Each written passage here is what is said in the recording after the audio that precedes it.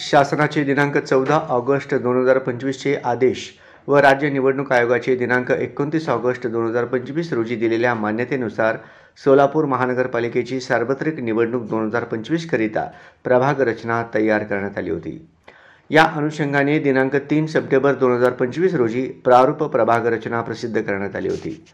नागरिकांकडून प्रभाग रचनेवर हरकती व सूचना सादर करण्यासाठी 3 ते 15 सप्टेंबर 2025 असा कालावधी देण्यात आला होता। या कालावधीत एकूण 38 हरकती प्राप्त झाल्या। जिल्हाधिकारी यांनी दिनांक 19 सप्टेंबर 2025 रोजी सुनावणी घेऊन संबंधितांना हरकती व सूचना सादर करण्याची संधी दिली।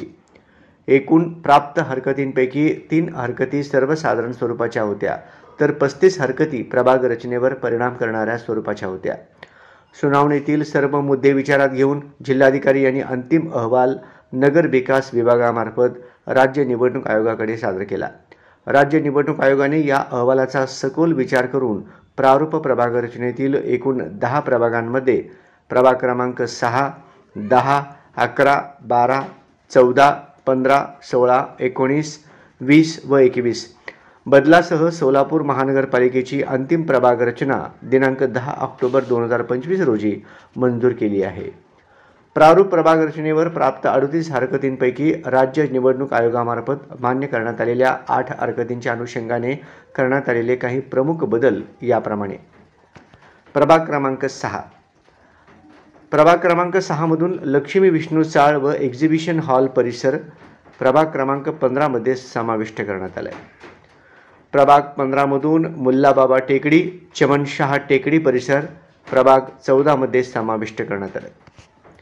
प्रभाग क्रमांक 14 मधील अश्विनी हॉस्पिटल परिसर प्रभाग क्रमांक 16 मध्ये समाविष्ट आहे।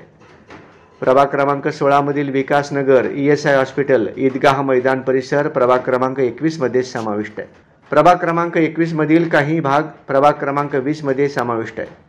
प्रभाग क्रमांक 20 मधील स्वागतनगर परिसर प्रभाग 19 मध्ये समाविष्ट आहे।